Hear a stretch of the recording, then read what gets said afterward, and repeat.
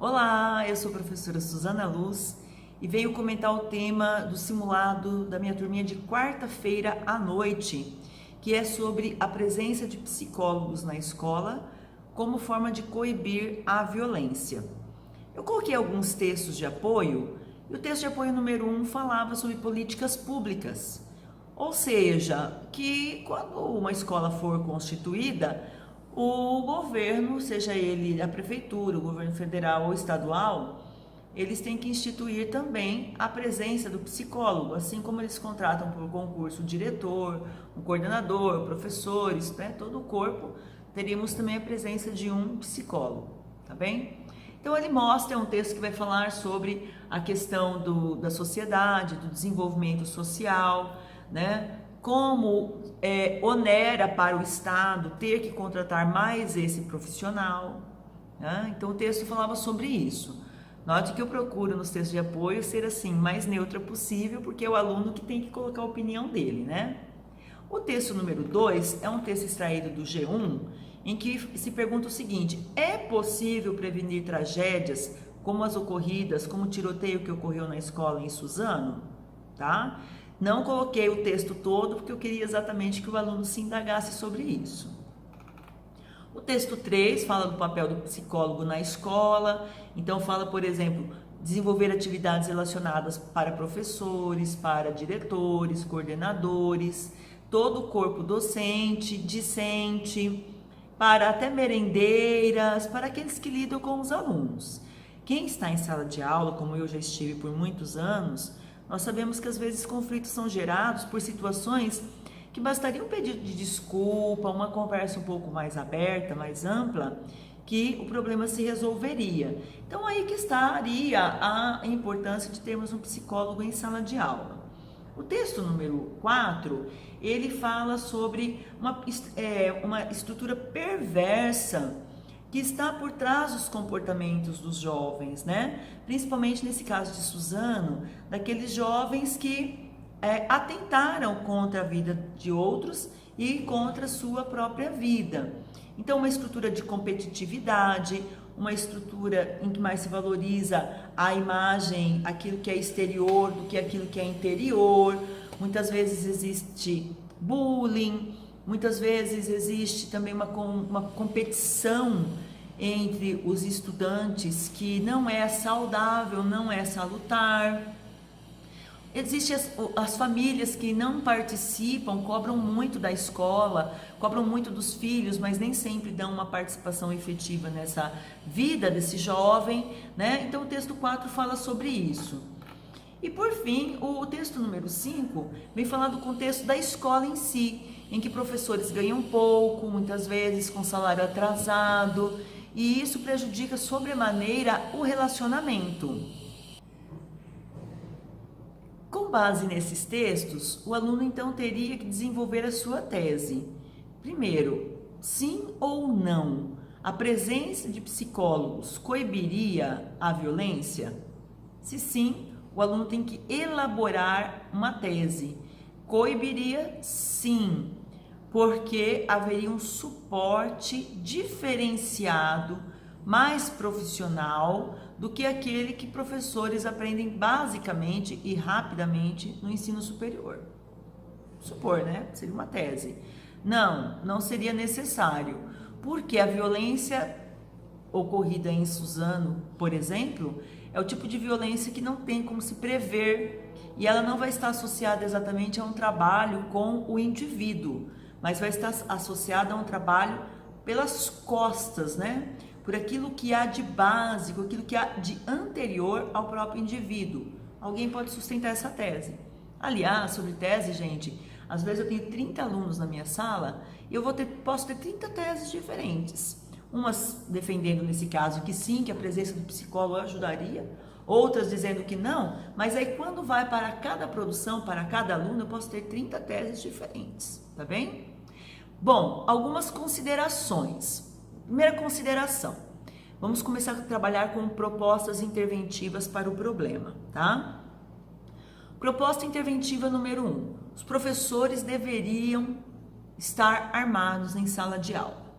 Veja, Para o aluno defender essa ideia, colocar isso como proposta interventiva, ele tem que lembrar de um detalhe. Vamos supor, eu, Suzana, vou falar por mim, eu não poderia estar armado numa sala de aula.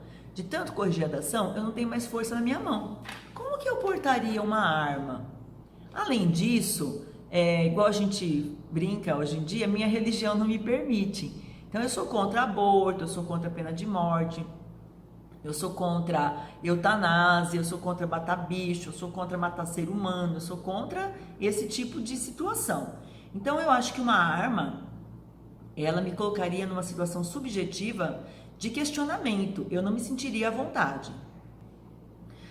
Segundo aspecto, vamos supor então que eu não tivesse todos os professores armados, que apenas aquele professor que se sente confortável, que tem habilidade, que fosse treinado, pudesse portar arma.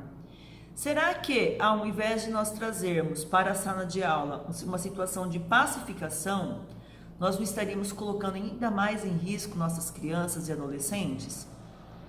Eu, particularmente, não ficaria satisfeita pensando que um filho meu, um sobrinho meu e futuramente, um neto meu, estivesse numa sala de aula em que o professor está com uma arma. Eu tenho um pouquinho de pânico de arma, então eu fico assim me perguntando se realmente seria um local adequado para esse porte. Um outro aspecto, ainda como proposta interventiva, porque primeiro poderiam trabalhar essa ideia do porte do professor, seria um efetivo trabalho de inteligência por parte da polícia. Então veja, eu tenho uma polícia que monitora ligações, eu tenho uma polícia que monitora envio de e-mails. Então, vamos supor, como é que se pega uma rede de pedofilia? Porque de repente a pessoa associa palavras como sexo, palavras relacionadas às partes do corpo com o bebê, o baby, a criança, a novinha e assim por diante. Então, quando a polícia capta intercepta esse tipo de conversa, ela pode, com autorização judicial, investigar a pessoa. Agora, para aqueles que vão defender que deve haver a presença do psicólogo, quais propostas interventivas ele pode fazer? Ele pode colocar um maior protagonismo por parte do aluno. Como assim? As escolas voltarem a ter grêmios estudantis, terem grêmios estudantis, olha, em que eles possam fazer competições, em que eles possam extravasar. Vai ter competição de game? Vai ter competição de game. Vai ter competição de skate? Vamos lá, vamos formar grupos, vamos fazer teatro. Quando eu estudava em escola pública, década de 70, década de 80, eu tinha aula de música, eu tinha aula de teatro, nós participávamos de oficinas de artes, em que a gente desenhava, pintava, fazia coreografias de danças para épocas festivas. Tudo isso daí era muito bom, era muito produtivo, eu vejo assim uma tendência de tem que ter aula de sociologia, tem que ter aula de sociologia, tem que ter aula de filosofia, tem que ter aula de filosofia, tem que ter aula, mas aula, carregar com aula.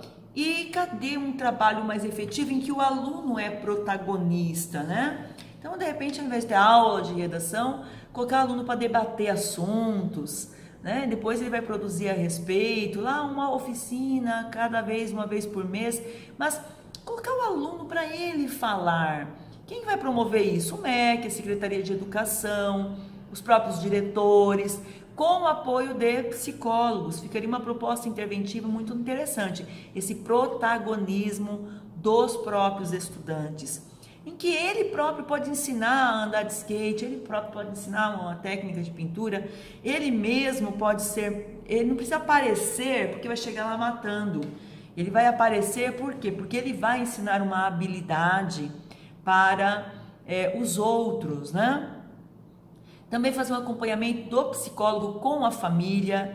A Secretaria de Educação é que pode dar essa liberdade, que pode prever isso. A participação do Ministério Público, que pode sim chamar os pais para uma conversa, caso aquele filho falte à aula, não participe dos projetos.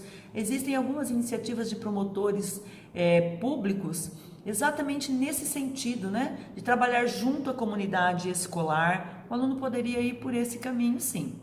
Então, vocês estão percebendo que claramente não dá para eu mencionar outros ministérios ou outros agentes como os responsáveis por essa ação. Então, eu já espero dos alunos que eles tragam esses agentes, né? É um assunto que diz respeito ao Ministério da Educação, diz respeito às secretarias de educação, tanto do Estado quanto do município, e esse que deve ser o agente interventivo de vocês. Sempre em cooperação com o Conselho Nacional de Psicologia, de Psiquiatria. Então, esses são os agentes interventivos que eu acredito que vocês colocaram. Enfim, não acho que seja um tema difícil, acho que vocês vão gostar e eu estou bem aberta para as teses que vocês trouxerem ao texto. Um grande abraço da professora Suzana Luz.